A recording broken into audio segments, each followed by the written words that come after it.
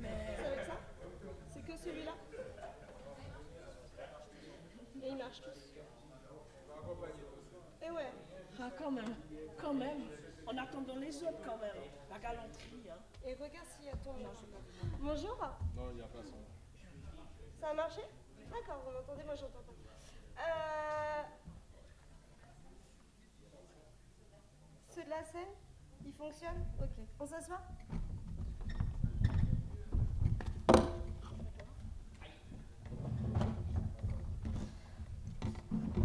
Ça. Voilà. Alors, désolée pour le retard.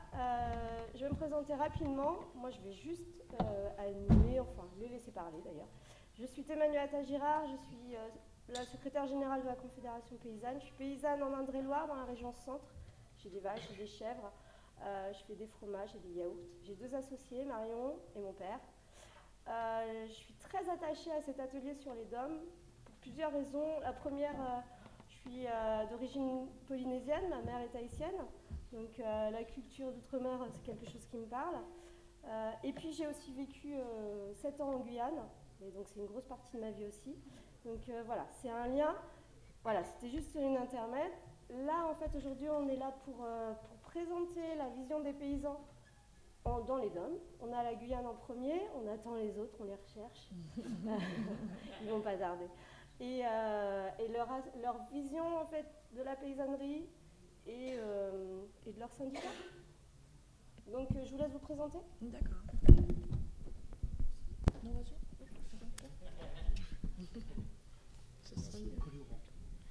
Merci. Alors moi, je m'appelle Jean-Yves Tarcy. Je suis paysan donc, en Guyane, du côté de Monsigny-Rito-Negron. Donc c'est pas trop loin de Cayenne, c'est à 30 minutes de Cayenne, qui est on va dire la capitale, entre guillemets.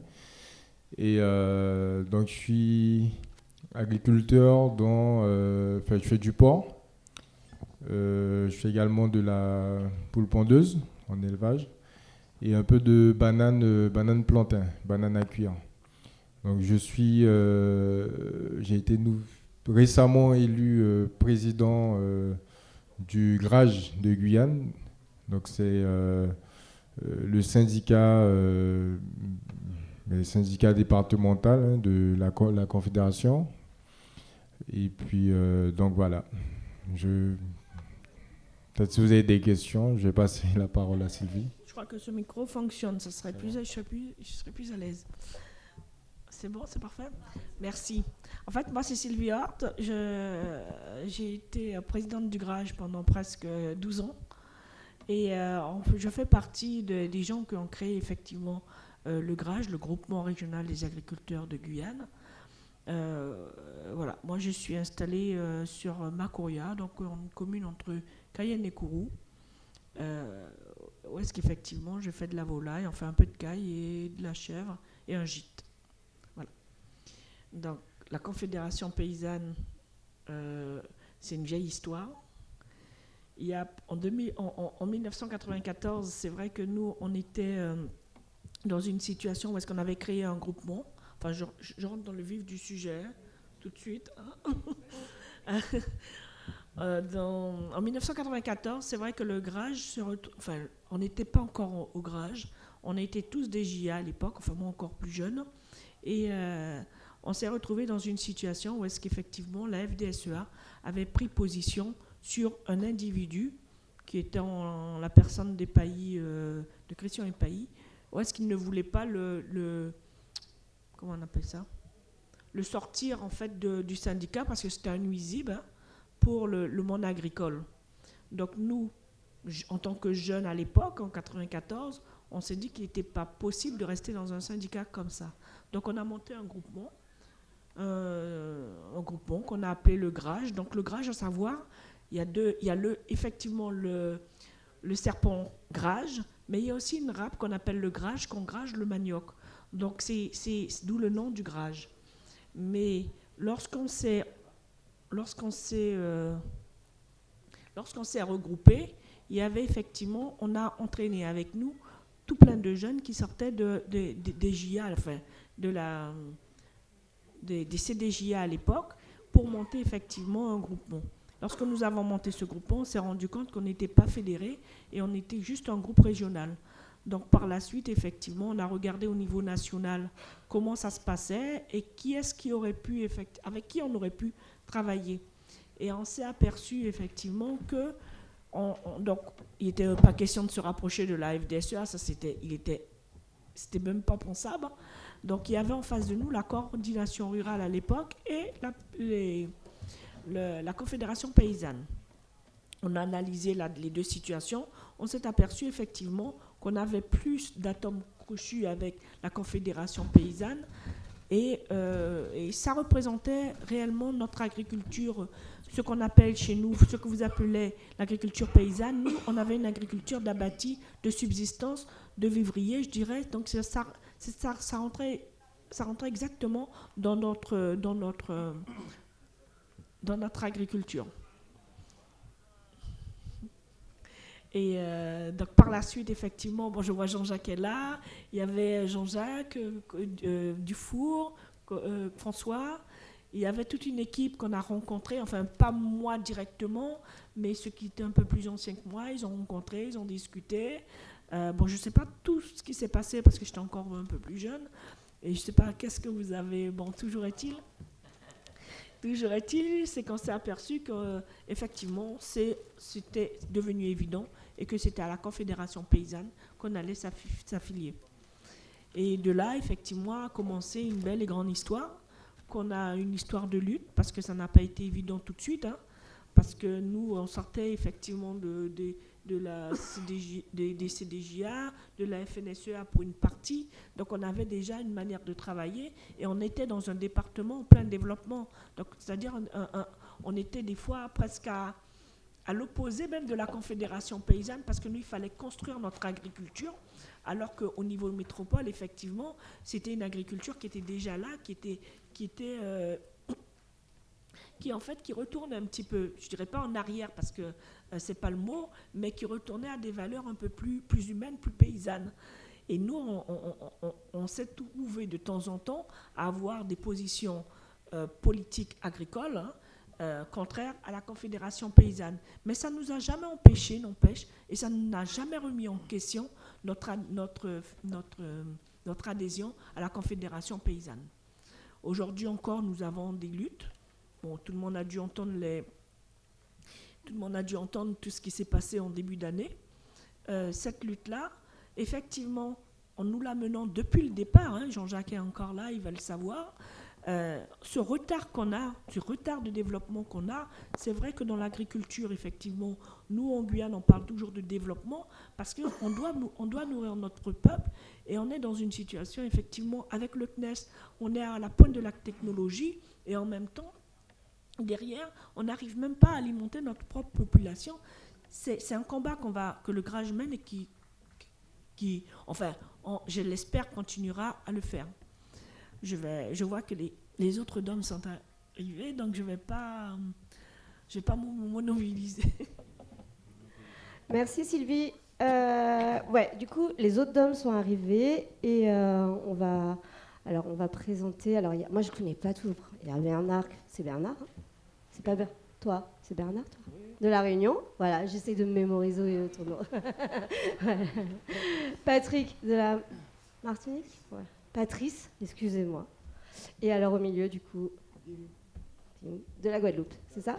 Par contre, je voudrais quand même aussi remercier tous leurs collègues qui sont aussi présents ici. Donc il y a Hubert, il y a les autres collègues de Guyane, il y a Mayotte qui est là aussi. Et puis, je ne sais pas si j'en ai encore oublié. Donc on va continuer avec la réunion. Oui. Et ben voilà, je te laisse prendre la parole. Eh ben, bonjour à tous. Alors déjà, pour la réunion, nous on remercie la Confédération paysanne de nous avoir invités pour ces 30 ans. Alors donc moi c'est Bernard Tavirin, donc moi je suis agriculteur dans l'ouest de la Réunion, donc moi je fais la canne à sucre, les ananas, fruits de la passion et un peu d'élevage et j'ai fait des chambres d'hôtes avant. Donc nous, notre syndicat c'est la CGPR qui est Confédération Générale de Planteurs et Éleveurs de la Réunion. Alors juste peut-être pour situer un petit peu la Réunion, parce qu'il n'y a pas tout le monde sait où se trouve la Réunion déjà. Alors, la Réunion dans l'océan Indien, hein, entre Madagascar et l'île Maurice. Donc la Réunion, on a une superficie de 2515 km². Nous avons à peu près environ 850 000 habitants pour 24 communes. Nous avons nous avons 7500 agriculteurs, dont 3500 canniers. Donc la production locale, chez nous, c'est la canne à sucre, qui est le pivot de notre agriculture. Donc, pour présenter notre syndicat à la CGPR, donc notre syndicat a été créé en 1974 à Saint-Louis, qui se trouve dans le sud de l'île. C'était créé à l'époque avec le Parti communiste de l'île de la Réunion, parce que suite justement après les années 1960, il n'y avait pas de syndicat réel pour défendre les intérêts des petits agriculteurs. Donc c'est comme ça qu'a été créé avec le biais du Parti communiste, sachant que nous, dès le départ, enfin les gens de l'époque, a voulu dissocier le syndicalisme avec le Parti communiste, qui était à l'époque, soi-disant, comme un peu révolutionnaire, indépendantiste, soi-disant, autonomiste même. Donc voilà, c'est comme ça qu'a été créée la CGPR en 1974, avec à sa tête un certain monsieur qui s'appelle Angelo Lorette.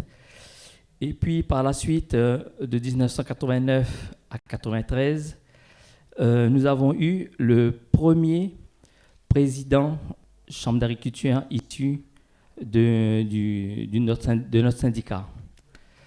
À la suite de cela, en 1989, c'est notre président emblématique, Jean-Yves Minacci, qui a repris les rênes du syndicalisme. Il a arrêté l'année dernière, au bout de 27 ans du syndicalisme. Donc, ça reste quand même un personnage emblématique de notre agriculture. Et il faut dire aussi que depuis 1989, nous détenons aussi la Chambre d'agriculture, de 89 à 93, et sauf en 2001-2006, où nous avons perdu la Chambre, mais pas par les agriculteurs, hein, parce que nous avons toujours été majoritaires dans toutes les instances. Dans le collège des exploitants, nous avons toujours été majoritaires. C'est le collège secondaire avec les différentes administrations, agricoles, etc. C'est pas cela, mais nous avons toujours été majoritaires. D'ailleurs, en 2013, on a continué toujours avec Jean-Yves Minacci qui avait terminé en 2013, et c'est Jean-Bernard Gontier qui a repris la Chambre verte. Et donc, durant jusqu'à maintenant, nous avons eu de grands combats que nous avons pu avoir jusqu'à maintenant. Bon, je les ai écrits, j'avais préparé un support pour accrocher.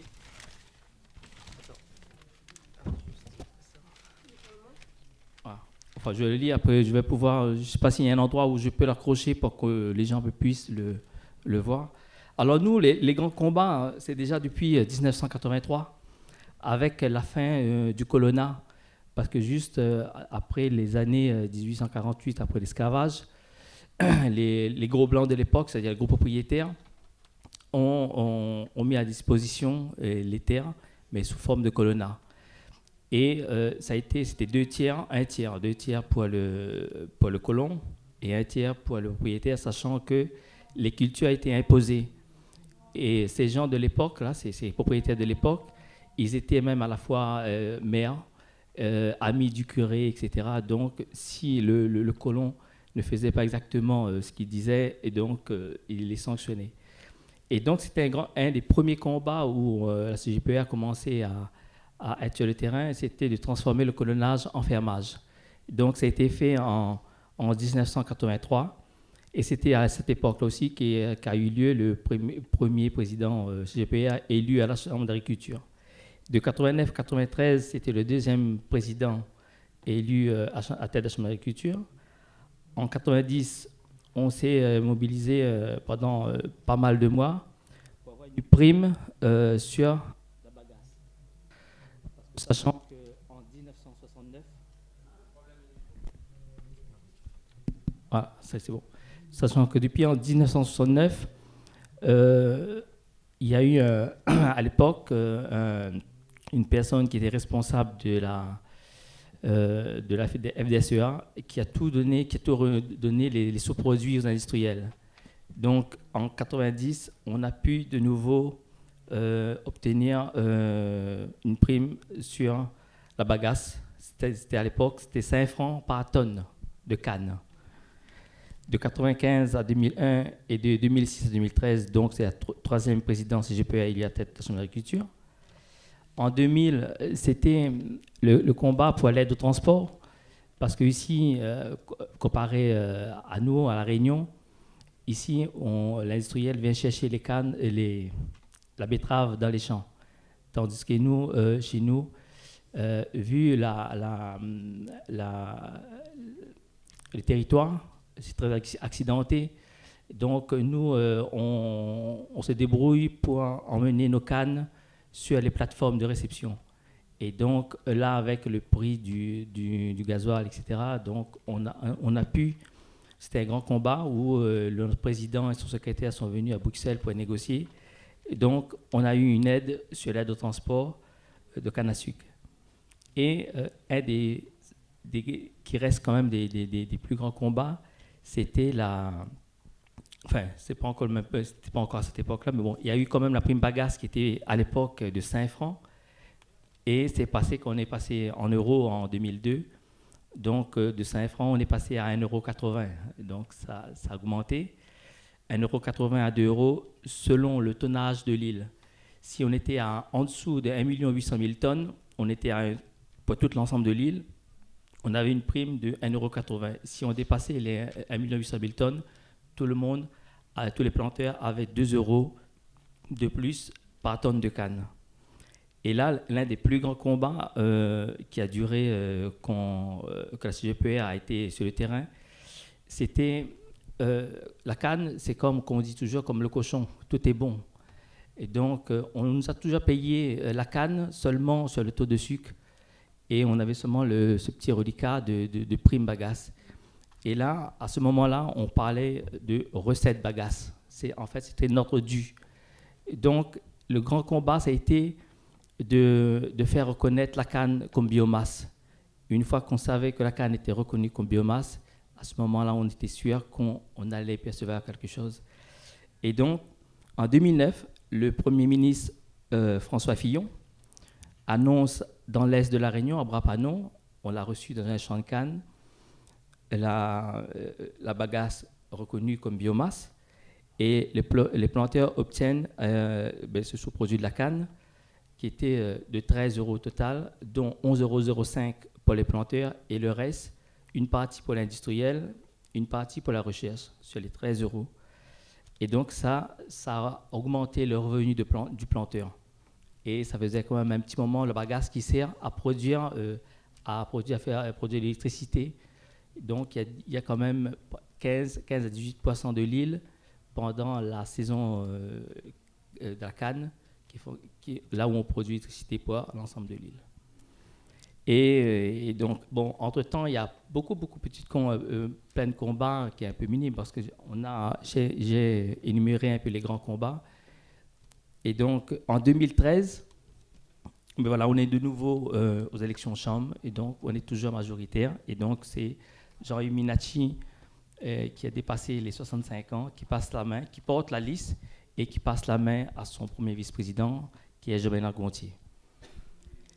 En 2015, ben, c'est la convention Cannes à nouveau, parce que tous les 6 ans, on a la convention Cannes. Et donc, en 2015, c'est de nouveau la convention Cannes, sauf qu'à ce moment-là, on ne peut pas tout négocier.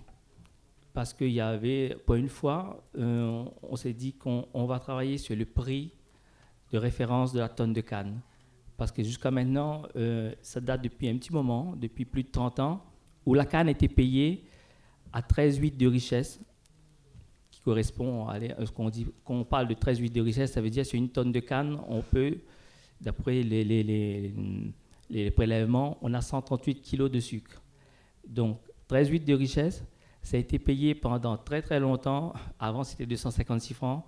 C'est resté toujours à 39,09 €. Et à chaque fois qu'on faisait la convention, c'était toujours l'État qui mettait la main dans la poche. Et donc, à partir de 2015, on s'est dit, il est temps qu'un industriel, en ce moment c'est Tereos depuis un petit moment, qui met la main à la poche. Mais en 2015, on a eu la nouvelle qu'en 2017, ça va être la fin des quotas sucriers. Donc, l'industriel nous a dit qu'il attend en 2017 pour pouvoir négocier sur le prix du rachat de la tonne canne. En 2015, on a traité le volet A, là où c'est surtout l'État qui a augmenté au niveau de la bagasse, recette bagasse, etc. Et le volet B, on a attendu 2017. Donc, ça a été fait, c'est tout récent. Après 2 mois de négociations, de blocage des routes, etc., la CGPR, nous, on est majoritaire à La Réunion dans ce qu'on appelle, pour l'intersyndicale, le PCS, Commission paritaire de la canne du sucre, dont je fais partie. Donc, on a pu négocier et on a pu arracher, on a demandé à l'industriel 6 €. On avait fait pas mal de calculs. On a eu 3 € et des poussières, 3,50 €, sachant qu'on a commencé à négocier. Quand on parle en euros, l'industriel commence à nous parler en centimes. Donc, pendant ces 2 mois de négociation, on a grappillé des centimes et des centimes et des centimes. Et on a signé la convention Cannes exactement le 12 juillet, 2 jours avant la fête nationale. Et on a eu un peu de pression aussi de l'État, parce que on avait un nouveau préfet qui est arrivé le dimanche même. Et c'est pareil, la FDSEA n'a jamais signé de convention chez nous. C'est la première fois qu'ils signent. On les a invités à signer. Mais ils étaient obligés parce qu'ils étaient à un moment donné dans le conflit. Mais comme tout conflit, il faut savoir entrer dans le conflit, mais il faut savoir surtout s'en sortir. Mais eux, ils ne savaient plus s'en sortir. Et nous aussi d'ailleurs, nous on était là parce que c'est nous qui pilotons. Si on ne signe pas, il n'y a pas de convention. Eux ne peuvent pas signer. Donc on était obligé de signer. Bon, on a pu avoir quand même 3 €, quand on demande 6 €, qu'on a 3 € et quelques, voilà. Donc on était payé à 13,08 €, à 39,09 €. Maintenant, on est à 40,07 €.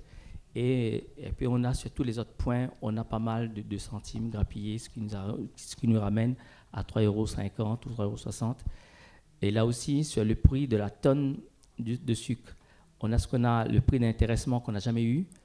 On nous a dit que voilà, le prix, aujourd'hui même Tereos n'a pas de transparence, on nous raconte pas mal de bêtises sur le prix du rachat de la tonne de sucre, ce qu'il vend d'ailleurs surtout. Et donc aujourd'hui, on a pu négocier, on a pu mettre une clause au-dessus de 300, alors j'ai un taux de mémoire là, au-dessus de 454 € sur toutes les tranches de 10 €. Et donc, on a une augmentation. Donc, voilà ce qu'on a pu jusqu'à maintenant. Et puis, on a aussi l'obtention d'une prime des mélasses aussi qui a été ajoutée à cela. Mais Bernard, je vais être obligée de te couper parce qu'il nous reste 25 minutes à peine. Je voudrais quand même qu'on laisse la parole à la Guadeloupe et à la Martinique. Oui, et après, je pense que ce qui serait aussi intéressant, c'est d'avoir un échange avec la salle. J'arrive à la fin, là, de toute façon. Alors, tu as 2 minutes. J'arrive à la fin. Et voilà pour tout. Voilà, de toute façon, je vais afficher tous les grands repas. Je vais préparer un petit truc. Et puis, on aura l'occasion aussi des questions. Et puis, on est là jusqu'à dimanche, donc il n'y a pas de problème. Je vous remercie. Bonjour la salle. Déjà, on s'excuse pour le petit retard puisque on a été quand même déposer nos affaires, donc on a pris un petit peu de retard. Je remercie la Guyane d'avoir comblé pour nous. Alors on s'excuse.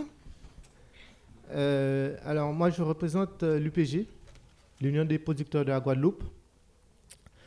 Il faut savoir que l'UPG, on ne peut pas en parler sans parler de la base, c'est-à-dire de la création de l'UTA en 1971.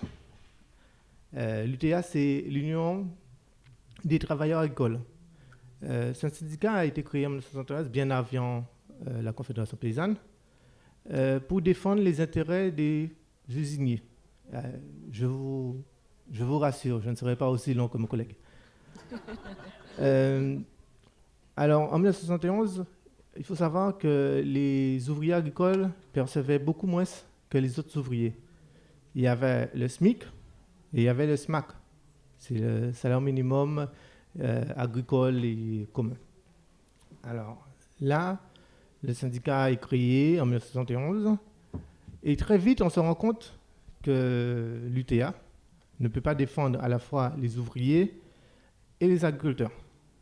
En 1972, l'UTA se sépare et crée l'UPG. Mais en réalité, c'est les mêmes qu'on retrouve à l'UTA qu'on retrouve à l'UPG. C'est-à-dire que lorsque nous allions, enfin nous, je dis nous, je n'étais même pas encore né, nous allions en négociation, on discutait avec l'UTA, c'est les mêmes. On discutait avec l'UPG, c'était exactement les mêmes représentants. Bon. Il y a eu les grandes grèves de 73, puis 74, où il y a eu la revalorisation du prix de la tonne, la revalorisation du prix des salaires des ouvriers agricoles. Après, l'UPG dans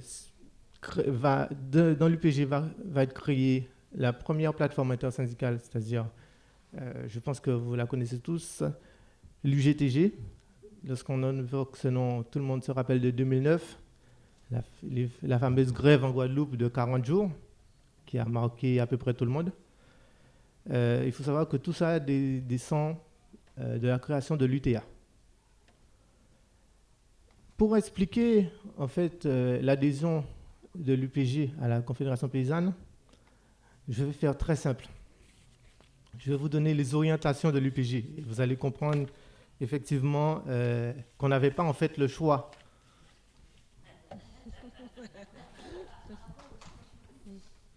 Alors, les orientations de l'UPG, c'est quoi? Produire d'abord pour le marché intérieur, réussir nos exploitations, l'agriculture paysanne et familiale comme modèle, des systèmes de production, investir les organismes agricoles, poursuivre l'organisation de la production et globaliser les luttes face à la mobilisation. Je n'ai même pas à vous expliquer pourquoi on est arrivé à la conf. Pour nous, c'était tout à fait naturel et logique, puisqu'on ne se retrouvait nulle part d'autre. Et c'est comme ça qu'aujourd'hui est née une relation gagnante-gagnante avec la Confédération. Gagnante-gagnante dans le sens où aujourd'hui, au niveau national, nous avons la possibilité d'utiliser la conf. J'aime pas le mot utiliser, mais je l'utilise quand même. D'utiliser la conf pour avoir les relations au niveau national et voire même international. C'est vrai que nous avons pu nous structurer, obtenir des bases de données, effectivement. Et je suis un peu prétentieux. Hein. Il faut savoir que la conf a beaucoup appris aussi.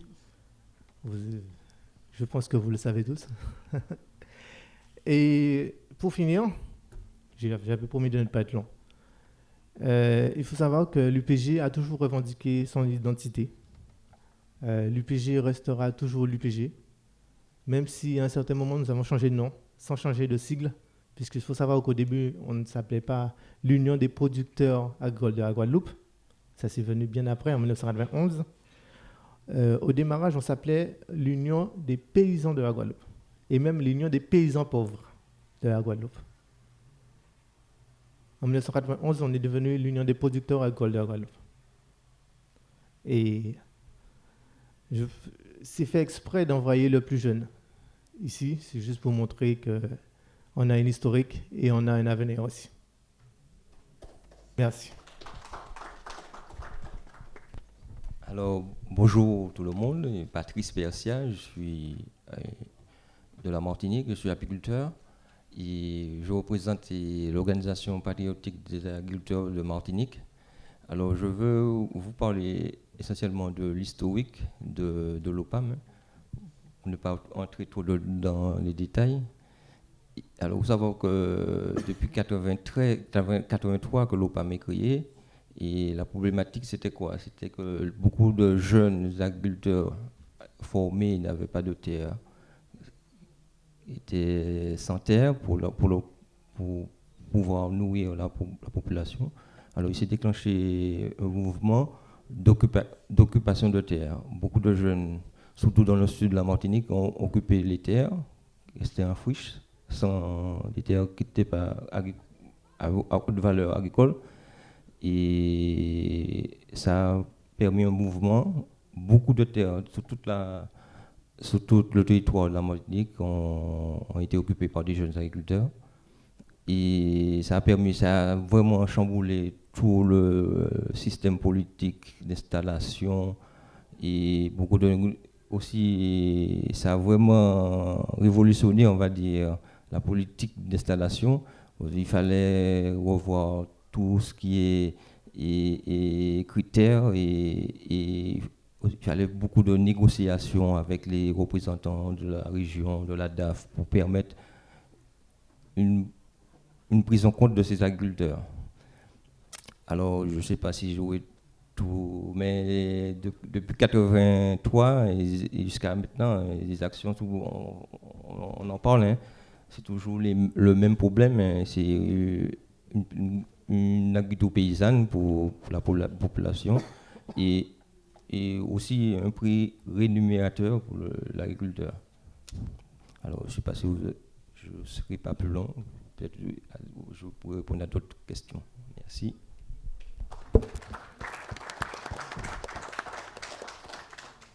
Merci. Moi, je pense que ce qui serait intéressant, c'est si vous avez des questions dans la salle. Moi, je vais faire passer le micro et puis je laisserai aux personnes concernées à répondre.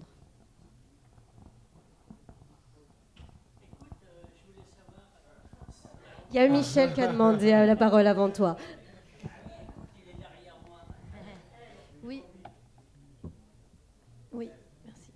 Oui, bonjour. Je voulais vous demander, parce qu'en fait, vous êtes de différents pays, je ne sais pas si on peut dire pays, régions, et très loin les uns des autres, aussi loin les uns des autres que d'ici, chez vous, par exemple. Et pourtant, je crois que vous travaillez ensemble sur des problématiques ou pas. Vous avez formé un groupement ensemble ou pas. Voilà.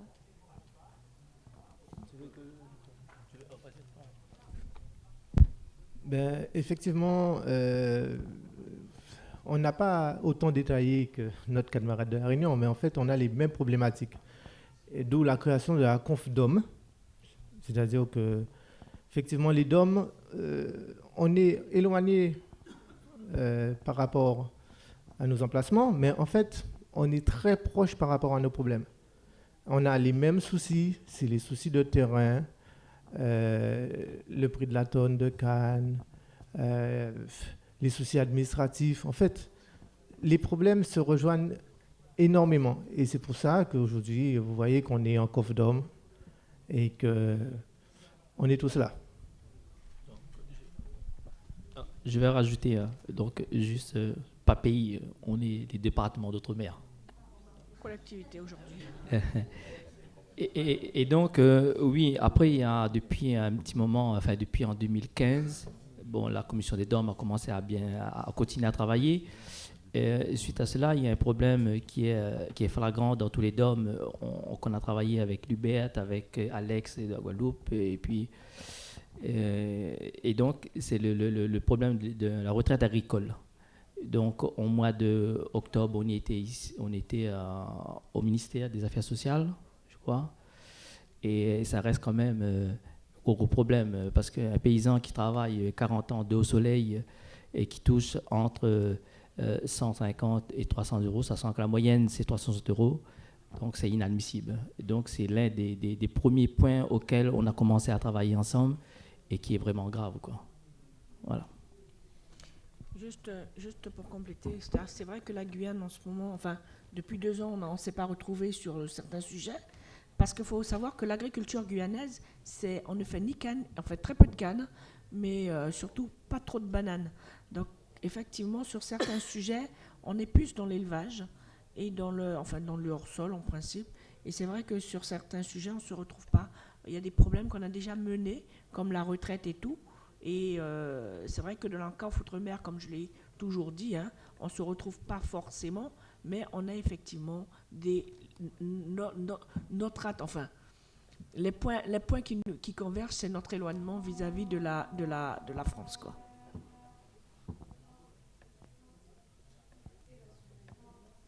Pardon. Bien sûr, la souveraineté alimentaire, ça c'est clair. Parce qu'effectivement, quand on est dans un département, ou en tous les cas dans une collectivité, en tous les cas pour la Guyane, et qu'on reçoit tout de la métropole, c'est un petit peu décevant. Parce que la facture carbone est quand même très élevée. Christian, tu voulais poser une question? Oui, je voulais juste savoir si notre bon ministre de l'Agriculture accepte, a fait la synergie, donc notamment au niveau de la canne à sucre. Oui, je voulais savoir au niveau de la canne à sucre notamment, si les avancées par exemple que tu as obtenues, que vous avez obtenues, hein, parce que c'est pas en Réunion, sont répercutées dans les autres départements ou bien si notre bon ministre a occulté. Alors, pour la canne à sucre, la convention qu'on a fait, là, bientôt la Guadeloupe va le faire d'ici peu de temps. Là. Au niveau des calculs, bon, au niveau de la bagasse, on est pareil, hein, mais au niveau des calculs sur le prix du rachat, c'est un petit peu différent. Peut-être mon collègue va en parler au niveau du sucre, du prix. Mais bon, pour l'instant, il est tout neuf, le président. Hein, et donc, on attend de voir. Hein. Il faut savoir que les DOM sont à peu près logés à la même enseigne. C'est-à-dire que lorsque un DOM obtient quelque chose, c'est appliqué dans les quatre. Par contre, il faut savoir que le combat bagasse, c'est pas uniquement la Réunion, c'est les quatre DOM. Enfin, toi. Non, on n'est pas concerné. On n'est pas trop concerné. Non, mais j'ai dit toi, j'ai rectifié. Bon.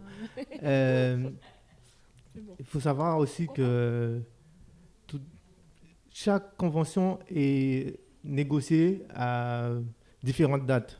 La Réunion vient de négocier sa convention. La Guadeloupe commence à négocier sa convention en septembre. Effectivement, on va essayer de piocher dans la convention Réunion que mon collègue va me remettre. Il n'a pas entendu. Effectivement, on négocie chacun à notre sauce. Mais effectivement, bon, lorsqu'on obtient quelque chose, c'est les quatre DOM qui bénéficient. Alors, juste pour rajouter au niveau de cette convention-là, c'est vrai qu'on travaille en synergie, les DOM au niveau de la canne. Il y a la délégation antillaise qui était chez nous, chez moi, à La Réunion, il y a 3 semaines de cela, justement pour en tirer un peu la conclusion de ce qu'on a pu obtenir de notre demande, et puis pour prendre un peu exemple sur certains points, pour qu'ils puissent ajouter à leur demande en Guadeloupe. Là-bas. Donc, notre collaboration en DOM, ça apporte ses fruits. Ça commence à apporter ses fruits. Donc, nous, on n'a pas de convention en ce moment, mais par contre, on a un gros chantier qui se trouve, vous avez tous entendu les actualités, ce sont les accords de Guyane, qui en ce moment, on est en train de les mettre en place. Donc, on attendait effectivement la mise en place du nouveau président et aussi des nouveaux députés, de manière à commencer les travaux. Donc c'est vrai que, comme je vous disais tout à l'heure, là en préambule, la Guyane a un grand retard de développement. Donc nous sommes obligés aujourd'hui de nous battre, et ça on s'est battu pendant pratiquement 2 mois, pour pouvoir faire entendre notre voix. On l'a entendu, mais est-ce que maintenant, et le combat n'est pas fini, il a à peine commencé, je dirais. On a bloqué la Guyane effectivement pendant pratiquement 2 mois et demi, enfin 1 mois et demi.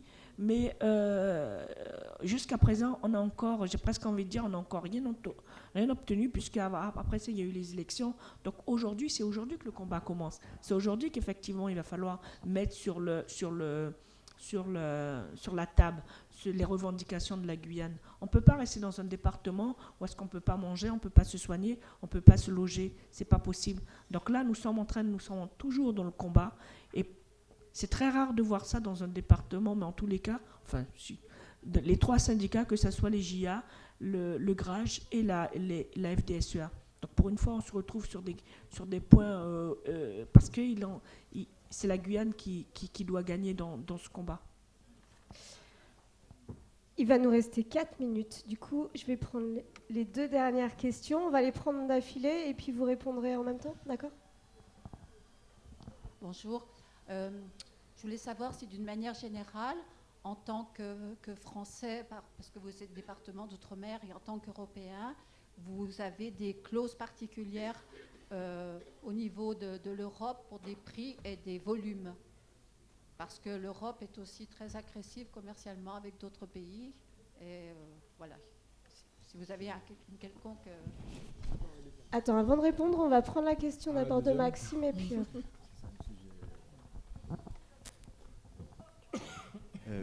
Moi, du coup, ça concernait plutôt les départements qui font du sucre. Je voulais savoir un peu comment est-ce que vous voyez le fait que l'État, il semble vouloir plus développer la production de rhum que la production de sucre. Et vous, de quel œil vous voyez ça ? Est-ce que ça vous semble être une stratégie intéressante ou il y aurait d'autres, ou quelle serait votre stratégie pour la production de sucre voilà, à la Guadeloupe, à la Martinique ou à la Réunion ? Alors sur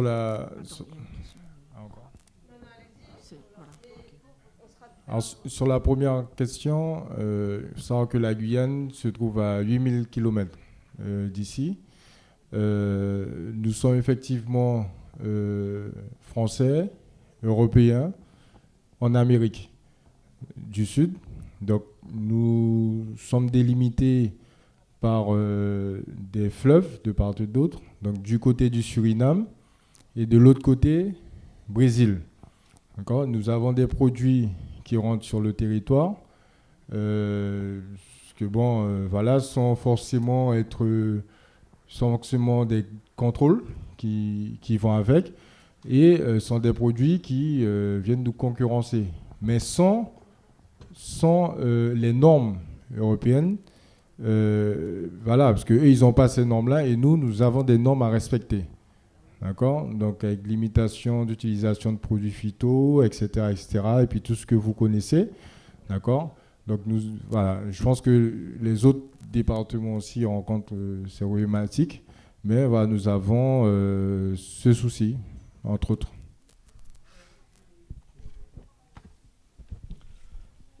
Effectivement, lorsqu'on nous parle de l'Europe, nous, on est dans la Caraïbe, on est français, européen. Malheureusement pour nous et heureusement pour nous, parce qu'on a les avantages, mais on a aussi l'inconvénient que c'est l'Europe qui négocie pour nous lors des échanges commerciaux. C'est-à-dire qu'aujourd'hui, la Guadeloupe est très, mais très, très bien placée, parce que nous sommes très proches des États-Unis, là où nous nous situons des États-Unis, d'Afrique et tout ça. Et malheureusement, lorsque l'Europe regarde ces petites îles, ils ne les voient pas en tant que commerciaux, c'est-à-dire qu'ayant une production et tout, mais plus en termes de plateforme, c'est-à-dire qu'ils voient tout de suite, nous pouvons faire transférer nos produits ici pour aller vers les autres pays. Et ça, effectivement, ça joue forcément sur notre production puisqu'ils ne nous voient pas en tant que producteurs, absolument pas. Lorsque l'Europe parle, enfin l'Europe ne parle même pas de nous puisqu'ils nous traitent comme les 0,0,1. Alors, vous voyez, aujourd'hui, ils nous voient essentiellement en tant que plateforme. On parle beaucoup de port en eau profonde, de libre-échange, de ceci, de cela, mais les producteurs qui sont À l'intérieur du pays, on n'en parle même pas. Et c'est ça le souci. On ne parle même pas de nous. On ne nous connaît pas. Limite, on nous dit, taisez-vous, vous êtes les 0,001. Vous ne représentez rien. C'est ça le problème aujourd'hui.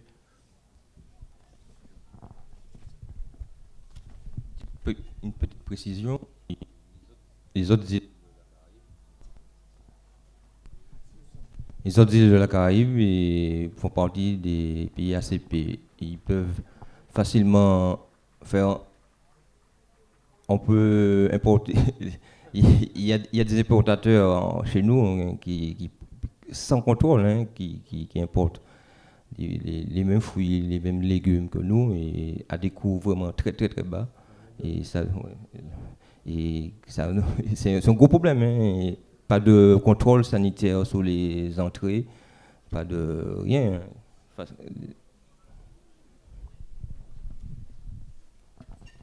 Oh, oui, pour rajouter, c'est pareil, dans l'océan Indien, c'est pareil. Et puis, alors, l'Europe nous impose une traçabilité, comme le dit mon collègue là, sauf que tout ce qui arrive chez nous, par exemple, qui vient d'Afrique du Sud, et qui viennent de Madagascar, et de l'île Maurice, juste à côté. Et sachant que même il y a pas mal de produits phyto qu'on nous a interdits, etc. Et à l'île de la Réunion, on nous a interdit. L'Europe nous a interdit, sachant que quand j'arrive en Italie ou en Espagne, je vois toujours ces produits qui sont toujours utilisés. Donc il y a un souci quelque part. Et à côté, l'île Maurice, c'est 200 € le SMIC et 50 € au Madagascar. Et ils ont des productions en grande quantité et qui arrivent en nombre chez nous. Et les contrôles, zéro. Voilà. Ok. Moi, ouais. Rhum banane. Le rhum Oui, c'était quoi l'autre question? L'autre question, c'était sur le sucre, sauf qu'on arrive au bout là, du temps qu'on avait. Et non, mais je sais que c'est super dur. Par contre, je vous invite, le débat, il peut continuer. Il faut juste se déplacer sous les deux tentes blanches et bleues qui sont un peu plus loin, et avec des chaises. Et moi, je vous invite vraiment à continuer le débat entre vous, voilà, pour faire un échange et pour continuer à faire tout. Enfin, ces infos qui sont super intéressantes, et je pense que tous les débats pendant les 2 jours vont être intéressants, mais on est obligé de suivre le timing. Oui. D'accord. Nous, on est là, on est disponible. Vous pouvez nous poser des questions, il n'y a pas de souci. Vous n'avez qu'à nous suivre. Voilà. Merci on beaucoup. Remercie tout le monde qui était présent aussi.